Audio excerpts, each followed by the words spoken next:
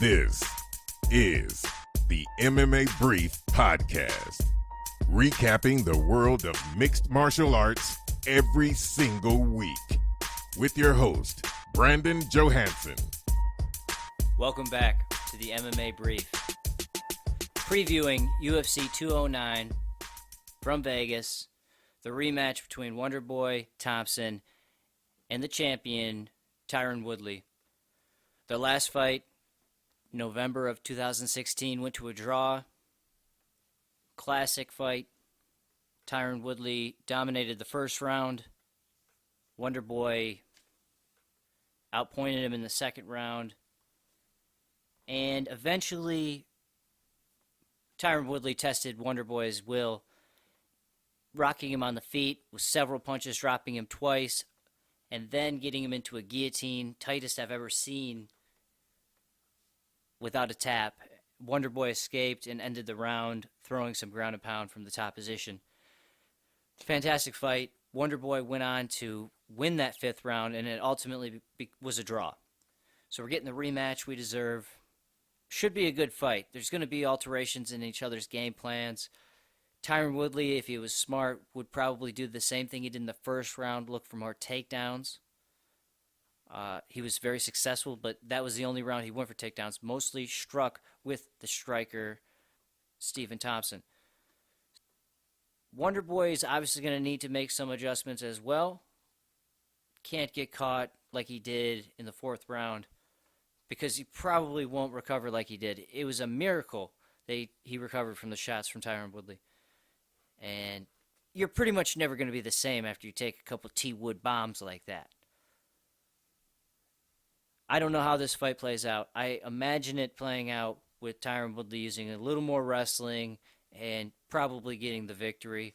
But don't sleep on Stephen Wonderboy Thompson's ability to end the fight with one kick to the head or one combination. His hands are very fast. He doesn't have like the power Tyron Woodley has, but he can light you up real quick, which he did to Tyron, especially in that fifth round of the fight. The co-main event, the second title fight of the night, has been canceled.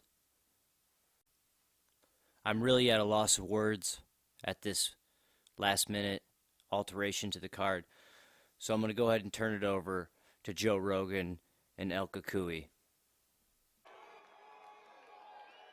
All right, I'm here with Tony Ferguson. Tony, you went through a grueling camp. You got here today, you made weight, and then you found out that the fight was off, that Khabib Nurmagomedov had to go to the hospital. What was your thought? What went through your mind when you got that news? I thought it was a nightmare, man. Something worse than El Cucuy. It was just some shitty stuff that you had to go through. This happens in the fight game. No disrespect to the UFC or to Khabib. Everything happens for a reason. This is a fighter sport, man. So I want every single one of you to give love for the UFC and give love to Khabib. And I really want you guys to buy this pay-per-view because the rest of the fucking card is amazing. Stay true, fans. Stay awesome. Make sure you guys follow me on my way to victory. And I love every fucking one of you. Tony Ferguson, ladies and gentlemen. Absolutely devastating news. The day before UFC 209, Khabib Nurmagomedov had to go to the hospital 3 hours before weigh-ins, and the fight was canceled. I was looking forward to that fight the most. I actually recorded this episode yesterday. I'm glad I didn't put it out. I ended up having to edit a large portion of what I talked about because I was so into this Tony Ferguson Khabib fight. 2-day podcast here. I'm working on it. And the show must go on. It's still a little sweet. We got a little sugar, as in Sugar Rashad. Rashad Evans is making his middleweight debut against Dan Kelly. 12-1.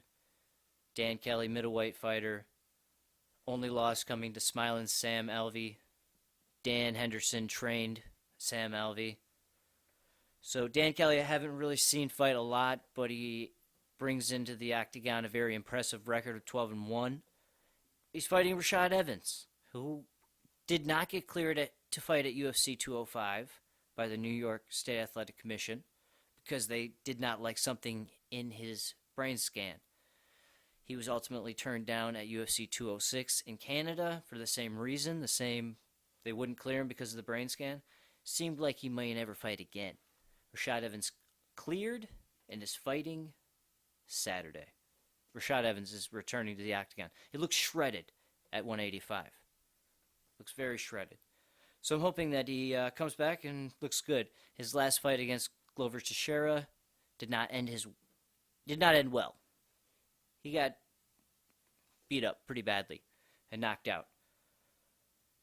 He'd only ever been knocked out before then by Lyoto Machida, so hopefully his chin holds up against 12-1 up-and-comer like Dan Kelly, and he returns to the winner's circle.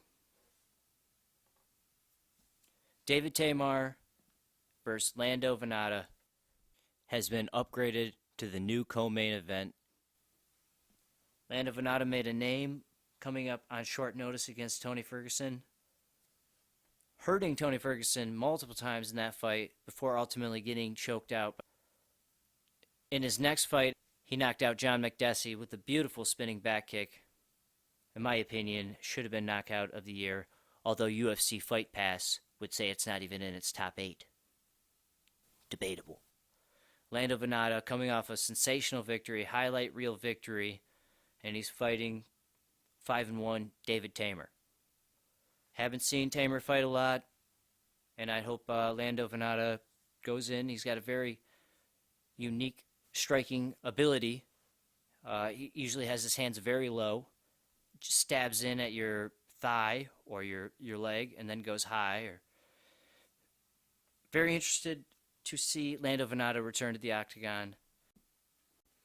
And somehow, at the bottom of the main card, the first fight of the pay-per-view is Mark Hunt versus most recent heavyweight title challenger, Alistair Overeem.